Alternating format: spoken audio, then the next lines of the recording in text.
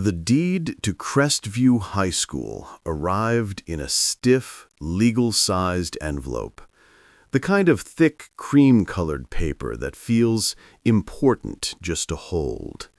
My name was typed on the front, stark and final, Mr. R.P. Hayes.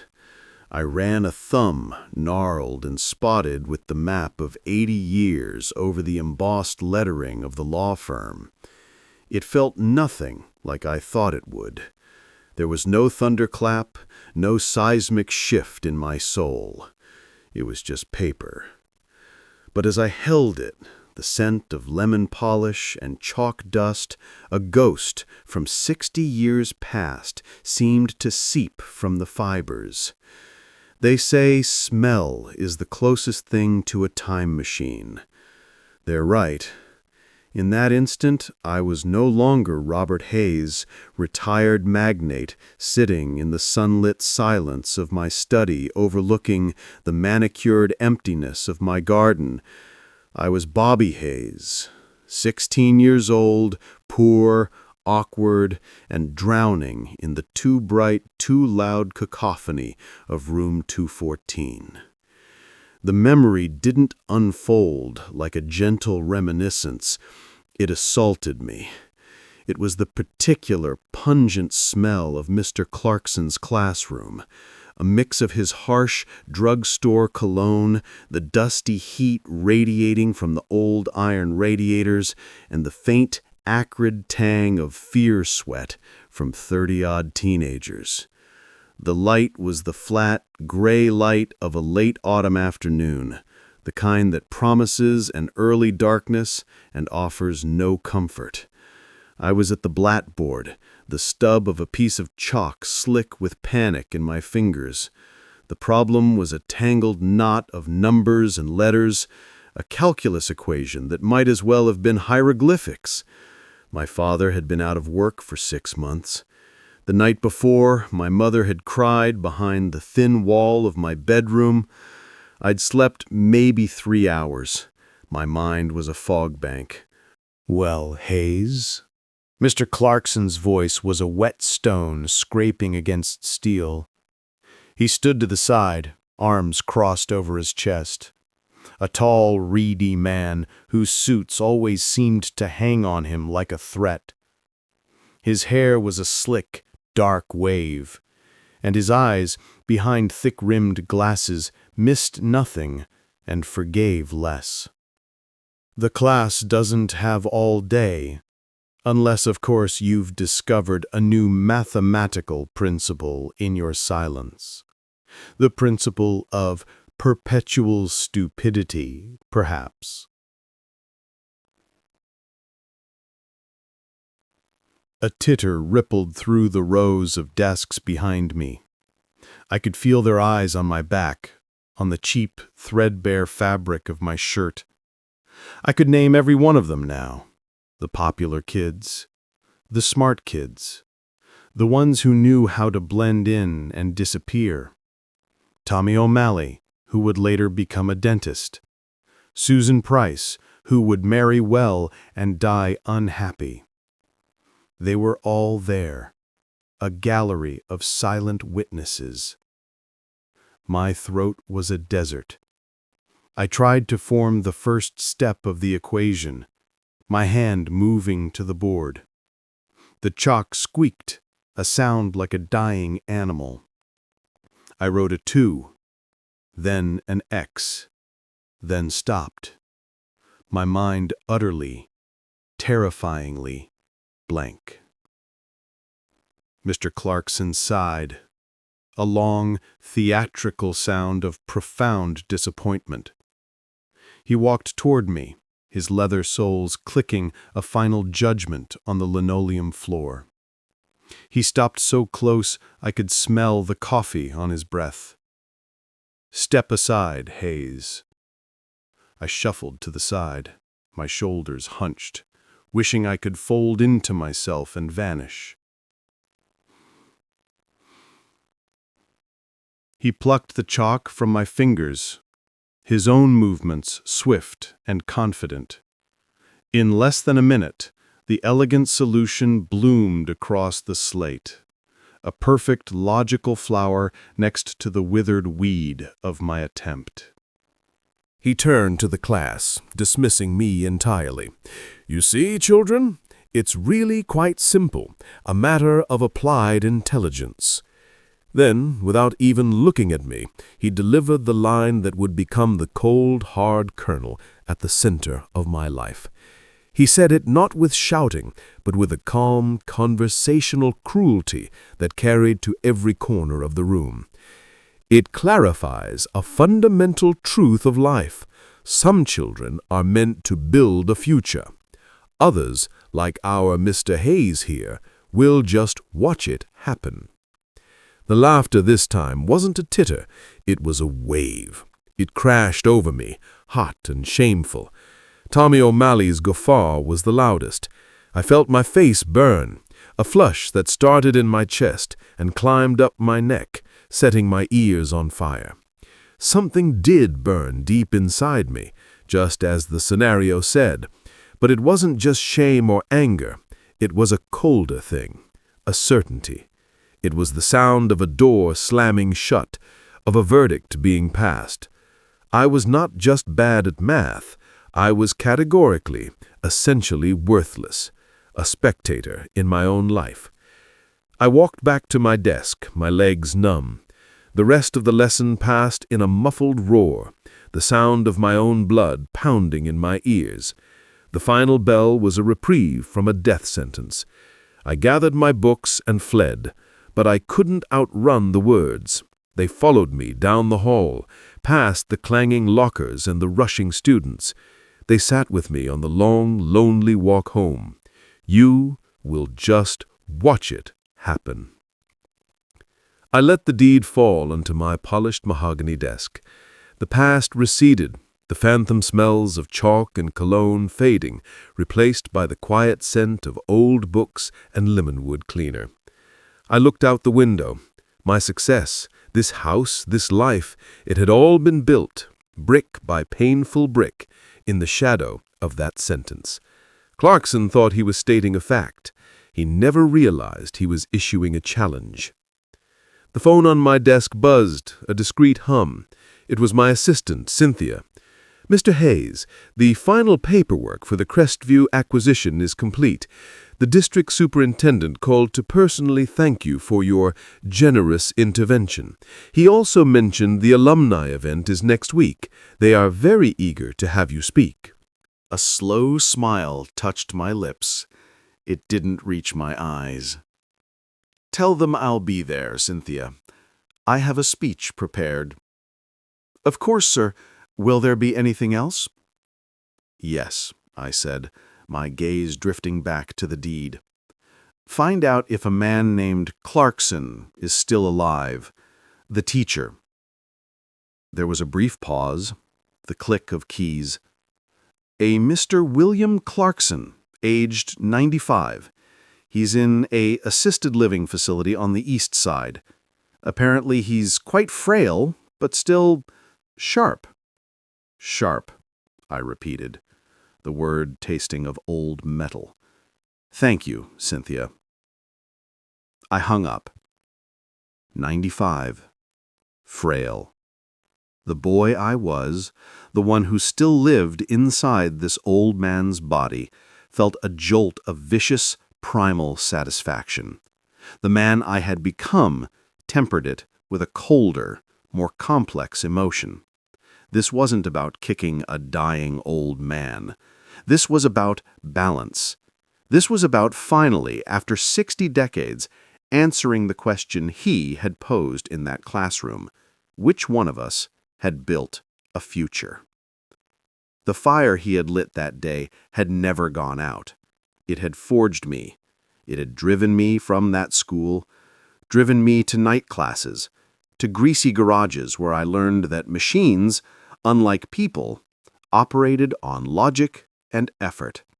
If you were patient, if you listened, if you were willing to get your hands dirty, you could fix anything. You could understand anything. I fixed engines. Then I fixed the broken business models of the shops that owned them. I built a repair empire from the ground up, then moved into manufacturing. My company, Hayes Precision Manufacturing, became a quiet, brutal competitor. I outthought, outworked, and outlasted everyone. And through every late night, every failed prototype, every banker who said no, every rival who tried to crush me, I heard his voice. You will just watch it happen. It became my fuel, my mantra, my curse. And now, I owned the very stage where he had delivered his prophecy. The irony was so perfect, it was almost poetic. The alumni event would be the period at the end of a very long sentence. The week leading up to the alumni event was a strange limbo. My days, usually so structured and quiet, felt like they were stretching and warping. I'd find myself standing for long minutes at the floor-to-ceiling windows of my study, not seeing the sculpted hedges or the tranquil koi pond, but the cracked asphalt of the school parking lot, where I'd eat my lunch alone. The past was no longer a buried relic. It was a live wire, humming with a current that made my old bones feel strangely alert. I didn't need to prepare a speech. I'd been writing it in my head for 60 years. Every word was a stone I'd carried, and their weight was a familiar comfort. Instead of rehearsing, I found myself walking the long, empty corridors of this house I'd built, my footsteps echoing on the marble. It was a mausoleum to my success, every expensive artifact a testament to a man who had refused to be a spectator. But in the eerie quiet, a treacherous thought whispered. Had I built a life, or just a monument to a single moment of shame? The day of the event dawned with a brittle, blue-skied clarity. I dressed with deliberate care, choosing a suit of a dark, sober wool tailored in London a lifetime ago. It was armor. As my driver navigated the familiar route toward Crestview, the neighborhoods shifted. The sprawling estates gave way to tidy post-war bungalows, and then to the denser, slightly shabbier streets of my youth. My heart began to beat a slow, heavy rhythm against my ribs, a drumbeat from the past. And then I saw it. Crestview High. The name was still etched in the same blocky limestone letters over the main entrance, but the building itself seemed to have shrunk, huddled in on itself like a weary old man. The red brick was stained with water and time, and several windows on the upper floor were boarded over with plywood. The playing fields, where I'd never been picked for teams, were now a tangle of overgrown weeds. It was a ghost of itself, and the sight struck me with an unexpected pang. This place had broken me, but it had also, in its way, made me. Seeing it like this felt like seeing the faded, battered shell of an old adversary. We pulled into the circular drive, now patched with asphalt of a different color. A small group was gathered at the entrance. The current principal, a harried-looking woman in her 50s, a few teachers, and a man I recognized as the district superintendent. Their faces were arranged in expressions of grateful, almost desperate welcome. "Mr. Hayes, Robert, if I may," the superintendent said, stepping forward, his hand outstretched. His grip was too firm, his smile too wide. "We cannot thank you enough. Your generosity has quite literally saved this institution." "It was an investment," I said, my voice level. My eyes were already scanning past him, through the open double doors into the dimness of the main hall. I could smell it from here, the same unique bouquet of floor wax, old books, and adolescent anxiety. Of course, an investment in the future, the superintendent boomed, misinterpreting my meaning entirely. He ushered me inside. We've set up a small reception in the library before the assembly. The entire community is so excited to meet you. The library, where I'd hidden during study halls, devouring books on thermodynamics and mechanics, building a world of logic and order to escape the chaotic humiliation of my own. I followed them, my senses on high alert. The hallways were narrower than I remembered, the ceilings lower. The lockers were the same ghastly shade of pea green, though now dented and scarred with decades of graffiti. My name, Hayes, was now the name on the deed, but in these halls, I was still just Bobby, the poor kid from the wrong side of town. The library was a buzz of polite conversation and the clinking of glasses of cheap punch. I was introduced to a blur of faces, local council members, the school board, a reporter from the town paper. I shook hands, nodded, offered a non-committal smile. But my attention was fractured, pulled away by the geography of memory. That corner was where I read about thermodynamics. That table was where I saw Mary Ann Lewis, the girl I'd had a hopeless silent crush on, holding hands with the quarterback. And then I saw him. He was seated in a wheelchair near the periodicals section, a tartan blanket draped over his knees despite the warmth of the room. William Clarkson. Time had whittled him down to a collection of sharp angles and papery skin. The slick, dark hair was gone, replaced by a few wispy strands of white across a mottled scalp.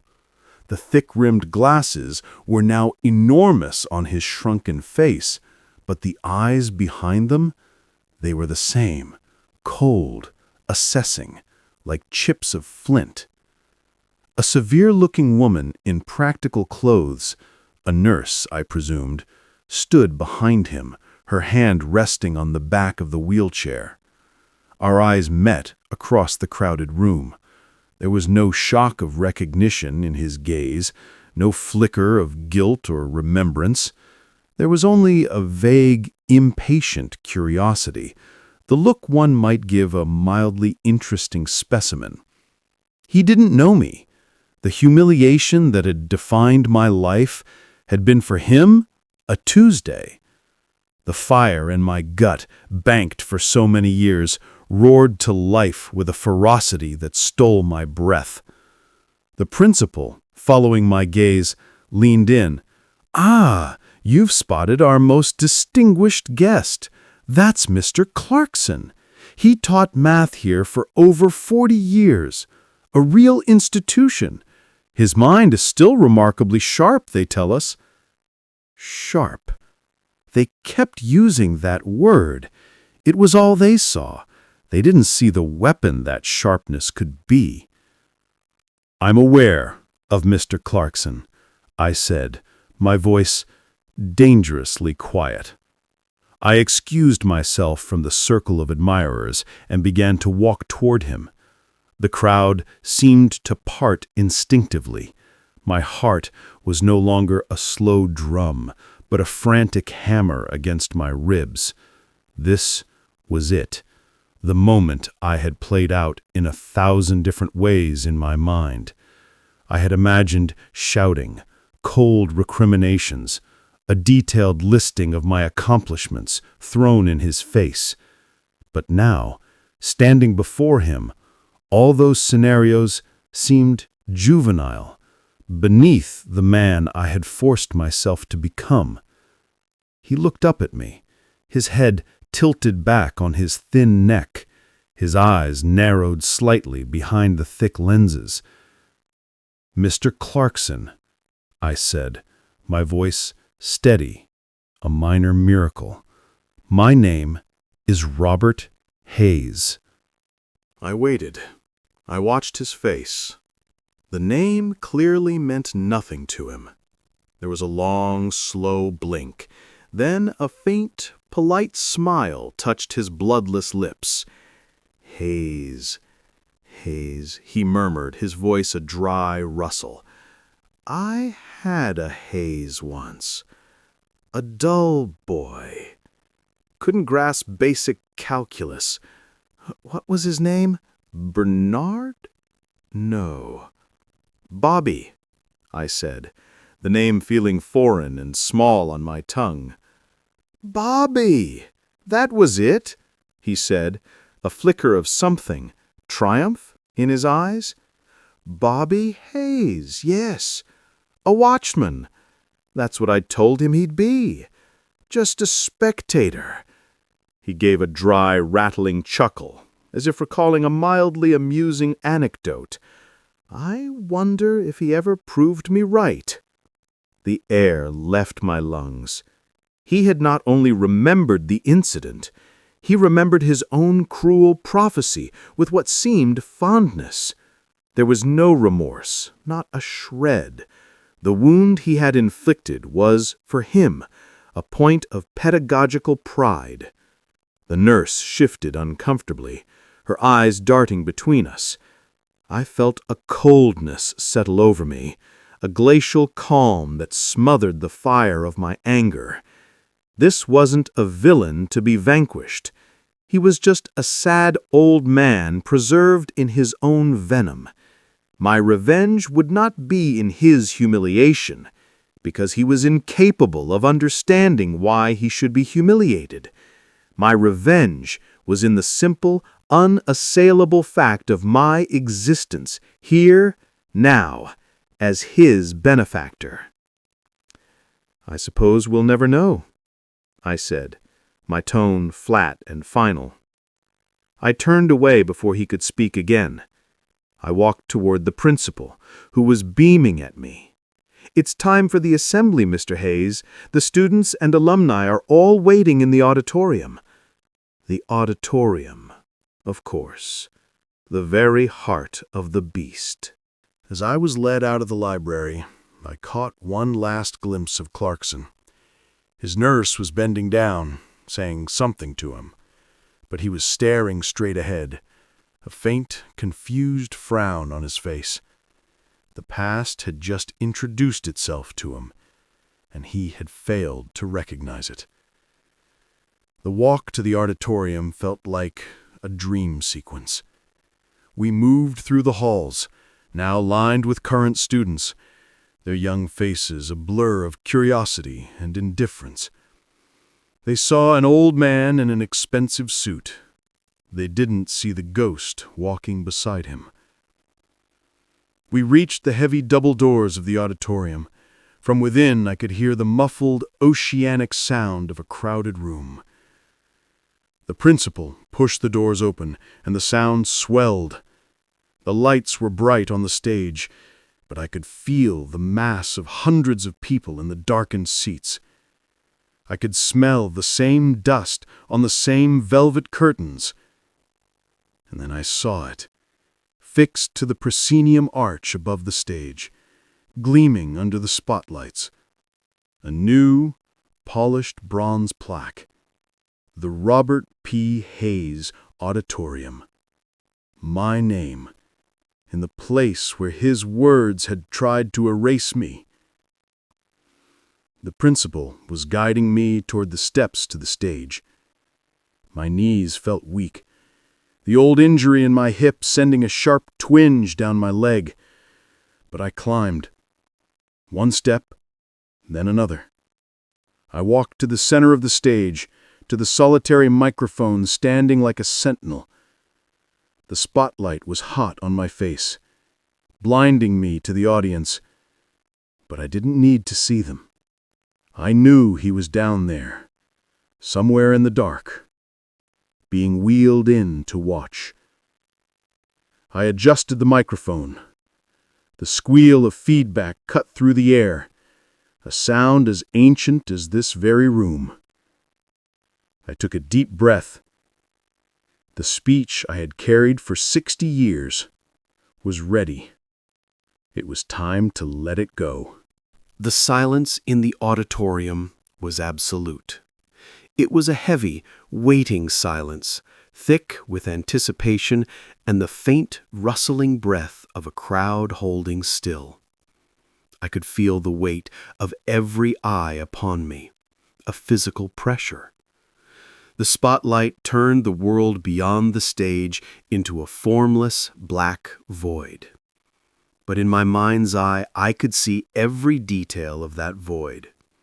I could see the cracked plaster on the ceiling, the worn velvet on the seats, the dark, varnished wood of the balcony rail. I could see the exact spot, stage left, where I had stood for a school play tryout I never got a part in. I leaned into the microphone, my voice, when it came, surprisingly strong and clear, carrying to the very back of the room. Thank you, Principal Miller, Superintendent Jones, distinguished guests, alumni. I paused, letting the word alumni hang in the air. It was a word I had never felt I had the right to claim. When I was asked to speak today, I was told I should talk about the future, about potential, about the bright, shining promise that awaits every student who walks these halls. I let my gaze sweep across the darkness, a slow, deliberate arc. I'm not going to do that. A nervous ripple went through the audience. This was not the script for a wealthy benefactor's speech. I am going to talk about the past. My past. Specifically, one day in a classroom not far from this very stage. I was 16. I was poor. I was awkward. I felt like I was from a different planet than everyone else in this school. And on that day, I was called to the blackboard to solve a calculus problem. I could feel the memory tightening its grip, but I was in control now. I was the curator of this pain, not its victim. I failed, miserably. My mind went blank, and my teacher, he didn't just tell me I was wrong. He made an example of me. He stood before the entire class and he said that some kids are meant to build a future, but others, like me, would just watch it happen. The silence was now profound, a vacuum. I could hear the creak of a seat somewhere in the darkness. I could hear the faint, mechanical whir of a wheelchair motor. He told me I was a spectator. I let those words sit there in the quiet for a long moment. Let them sink into the wood, the plaster, the very soul of the building. For a long, long time, I believed him. I carried that sentence with me like a life sentence. It was the first thing I thought about when I woke up and the last thing I thought about when I went to sleep. You will just watch it happen. My voice dropped, becoming more intimate, more confessional. I left this school early. I worked jobs that left my hands cracked and bleeding. I saved every penny I could, and all the while that voice was in my head. But somewhere along the line, something changed. The shame, it curdled. It turned into something else. Anger, yes, but more than that, it became a challenge, a fire. I became obsessed with proving that voice wrong, not for him, but for me. I learned that I wasn't stupid, I was lost. I learned that I could build things, understand things, fix things that others couldn't. I built a business. I built a life. And every single step of the way, I heard his voice. It was the engine that drove me, the whip that kept me moving when I wanted to quit. So today, I want to thank that teacher. Another wave of silence, this one shocked, confused. I want to thank him for the gift of that bitterness, for the fuel of that rage.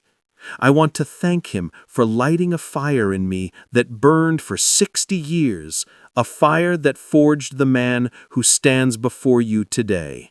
I paused, looking down at the podium, then back up into the void, aiming my words like an arrow into the heart of the darkness where I knew he was sitting. And I think he's here tonight to hear it. Mr. Clarkson. A gasp went through the crowd, followed by an intense, whispering murmur. Heads turned. In the darkness, I saw a small circle of light as someone, perhaps the nurse, switched on a small reading lamp. It illuminated his face, the pale, stunned mask in the gloom. His mouth was slightly agape. For the first time, I saw recognition in his eyes, and something else, something like fear.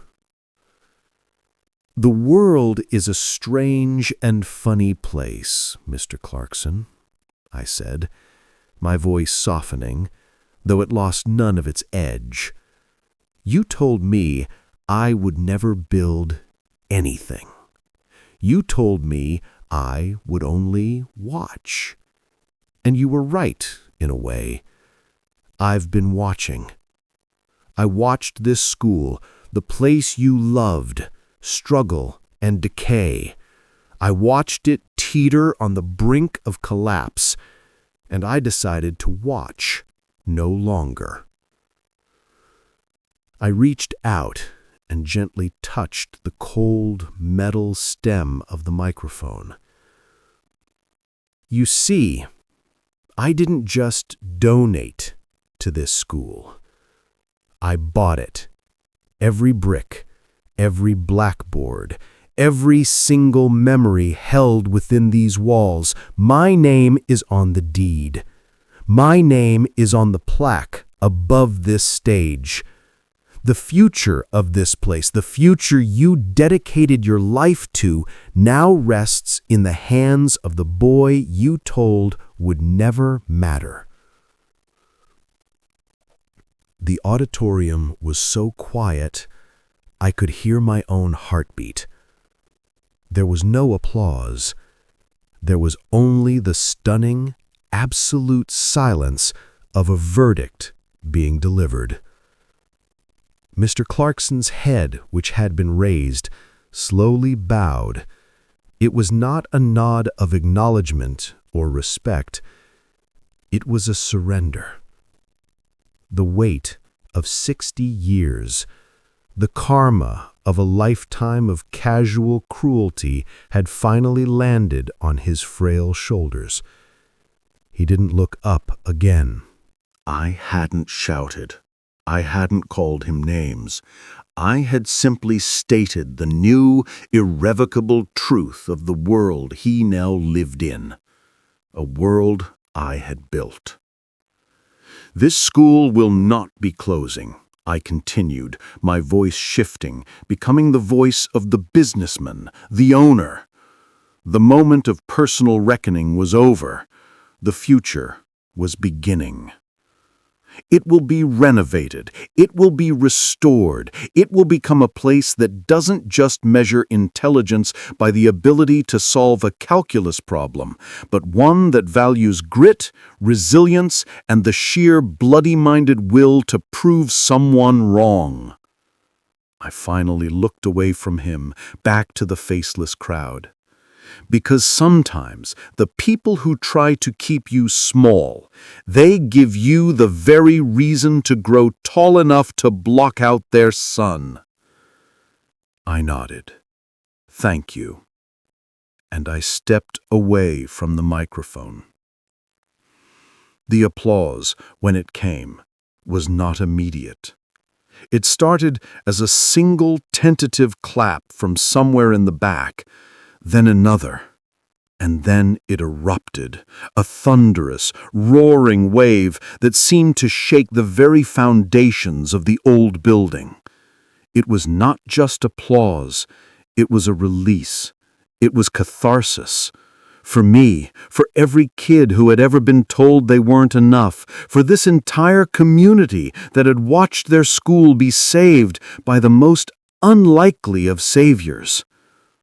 I didn't look back at Clarkson as I walked off the stage. I didn't need to. The image of his bowed head was burned into my mind, a perfect final picture. I had won. The victory was so complete, so absolute, that it felt almost hollow. The fire, after burning for 60 decades, had finally gone out, leaving only cool, quiet ash. The principal and superintendent descended on me the moment I stepped into the wings, their faces a mixture of shock and effusive praise. They spoke over each other, a jumble of powerful, unforgettable, truly inspiring. I nodded, accepting their words with a detached courtesy, but my mind was elsewhere. The roar of the crowd was still a physical echo in the cavernous room behind us, but inside me, there was only silence. I was guided not back to the reception, but to the principal's office. A different one, of course, but occupying the same psychological space as the one I'd been sent to for various minor infractions. The room was a testament to bureaucratic struggle, filled with filing cabinets and piles of paperwork, a far cry from the austere power of Mr. Clarkson's remembered domain. They offered me coffee, a seat of honor.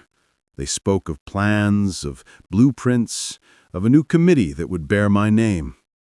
I sipped the bitter institutional coffee and let them talk. I was the benefactor, the savior. But the taste in my mouth was not of victory. It was of dust and time. The deed was done. The ghost was laid to rest. So why did I feel so ancient, so terribly, profoundly tired? After 15 minutes of this, I excused myself, claiming the fatigue of an old man. It wasn't a lie. The emotional expenditure had left me drained. Cynthia had arranged for my driver to meet me at a side entrance, avoiding the crowd now streaming out of the auditorium. I needed the quiet. I needed to be away from this place. But as I moved through the now familiar, yet alien hallways, a strange compulsion took hold. I didn't turn toward the side exit. Instead, I found myself walking, my steps slow and deliberate, toward the mathematics wing. The sounds of the departing crowd faded behind me, replaced by the hollow echo of my own footsteps. The building was settling back into its usual silence, a silence that felt different now, pregnant with the new history I had just written upon it. I found it. Room 214. The door was unlocked. I pushed it open, and the smell hit me first. A weaker version of the same cocktail from my memory. Chalk, old wood, and that faint metallic tang. The room was dark, the only light coming from the hallway, slicing across rows of empty desks. They were modern, modular things, not the heavy, carved wooden tombs I remembered. The blackboard was gone, replaced by a pristine whiteboard. But the bones of the room were the same. The high windows, the pattern of the floor tiles, the place at the front of the room where I had stood. I walked in, the door sighing shut behind me. I didn't turn on the light. I stood there in the semi-darkness and waited. I waited for the feeling, the shame, the anger, the burning injustice. I had come for one last look at the scene of the crime, to finally stand in this place as its conqueror. But the feeling didn't come. The room was just a room. The memory was just a memory. The profound emptiness I had felt on stage expanded, filling the space. I had spent my entire life building a fortress to protect myself from the boy in this room. I had amassed wealth and power as a bulwark against his powerlessness. And now, having confronted the source, having publicly exorcised the demon, I was left with the unsettling question: who was I without him? Without Mr. Clarkson's voice in my head? What was the driving force of Robert Hayes? A soft knock at the door startled me. I turned. The severe-looking nurse from the reception stood there, her figure silhouetted in the hallway light. "Mr. Hayes?" she said, her voice hesitant. "I'm sorry to disturb you. It's Mr. Clarkson. He's asking for you." I stiffened. Asking for me? What more could there possibly be? Had my words not been final enough? A part of me, the old combative part, wanted to refuse, to let him stew in the consequences. But the man I was now, the one standing in the quiet ashes of his revenge, was curious. "Where is he?" "In the teacher's lounge, just down the hall. He became quite agitated after the assembly. He insisted." I gave a curt nod and followed her. The teacher's lounge, a place that had been forbidden and mysterious as a temple when I was a student. She held the door open for me. He was there, in his wheelchair, positioned by a window looking out onto the dark, abandoned playing fields. The room was shabby, with a stained coffee maker and a couch covered in a faded floral pattern. He was alone. The nurse discreetly stepped back into the hallway, closing the door, leaving us in the dim, functional light. He turned his head slowly as I approached. The stunned mask was gone. In its place was a complex, weary expression. There was no anger, no defiance, just a deep, profound exhaustion that mirrored my own. "Hayes," he rasped. I didn't reply. I simply stood, waiting. He was silent for a long time, his gaze drifting back to the window. "I remember your father," he said, his voice so quiet I had to strain to hear it. "He came to see me once, at parent-teacher night. He was a proud man. You could see it, even in the worn-out clothes. He asked me what you were good at. He said you were always taking things apart, clocks, radios, putting them back together." A jolt, unexpected and sharp, went through me. My father! I had never known that.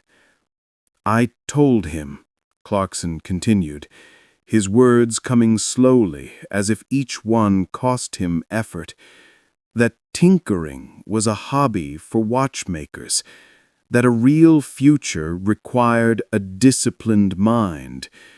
I told him you lacked the necessary rigor." He finally turned to look at me, and his flinty eyes were now clouded with something I never thought I'd see, a glimmer of regret. He never looked me in the eye again, just nodded and left. The story unfolded a new dimension to the past I thought I knew so well. My father's quiet hope, his defeated retreat. The cruelty wasn't just aimed at me, it had ricocheted, hitting the one man I looked up to. "I wasn't trying to be cruel, Hayes," he said, and for the first time it sounded like a confession. I believed it. I truly believed that intelligence was a narrow, specific thing, that it could be measured in equations and theorems. I believed that by being harsh, I was preparing you for a harsh world, separating the builders from the spectators. He almost choked on the word. It was my philosophy for 40 years. He let out a long, shuddering breath. I have outlived my wife. My children rarely visit. My former students, they remember me as you did, a hard man, a cruel man. He paused, his thin hands plucking at the tartan blanket. You were not the only one. The admission hung in the air between us, vast and terrible. He wasn't asking for forgiveness. He was simply stating the final balance sheet of his life. You asked me if I proved you right. I spent my whole life making sure I proved you wrong. A faint, sad smile touched his lips. I know. I sat in that auditorium and I realized I had been the spectator. I had watched my own life happen from behind a desk, from behind a set of principles that were as rigid and brittle as chalk. You actually lived. You built. You felt the world, its friction, its heat. I only ever graded it. He looked at me, and for a fleeting second I saw not the tyrant of my youth, but just a very old, very tired man who had gotten everything wrong. The fire I lit in you, it consumed you, but it warmed me for only a moment. There was nothing more to say. The revenge was complete, but it had transformed into something else entirely. A shared, melancholy understanding between two old men at the end of their lives.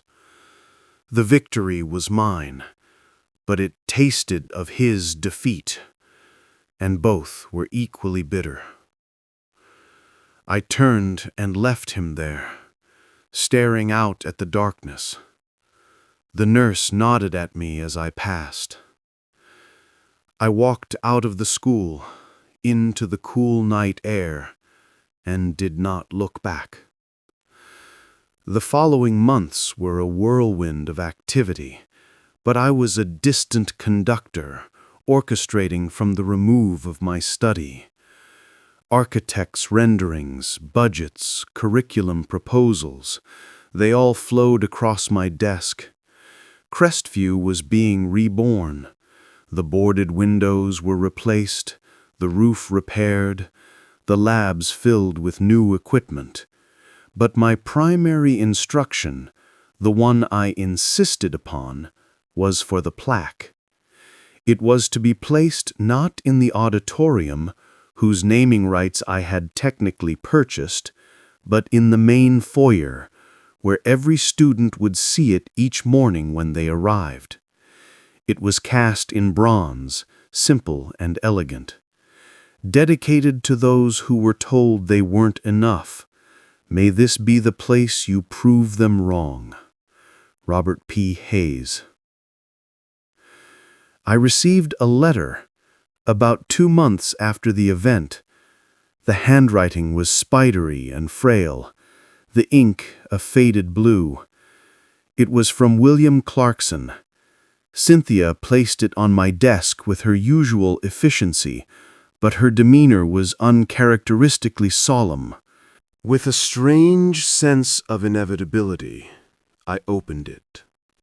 Mr. Hayes, I have little time left and less energy for lengthy correspondence. I write to you not for absolution, which I do not deserve, nor for pity, which I would not accept. I write only to say that you have been a most effective teacher.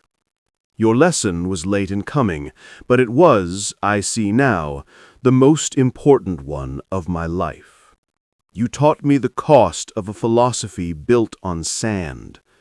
You demonstrated the power that lies in the very qualities I dismissed. My legacy in that school is dust. Yours is bronze and mortar. The equation in the end is quite simple. I was wrong. Sincerely, William Clarkson. He died a week later.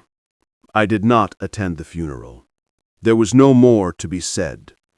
The letter I burned in the ashtray on my desk, watching the flames consume his final, stark words. They were for me, and me alone. They were the true end of the story. Today, the building carries my name, but it doesn't feel like a trophy. It feels like a responsibility, a correction. Sometimes in the evening, I look at the photographs of the renovated school, of the students in the new workshops and labs, and I allow myself a small, quiet sense of peace. The boy I was would never believe it. The man I became hardly knows what to make of it. Because sometimes, revenge isn't about getting even. It's about standing taller than the person who tried to keep you small.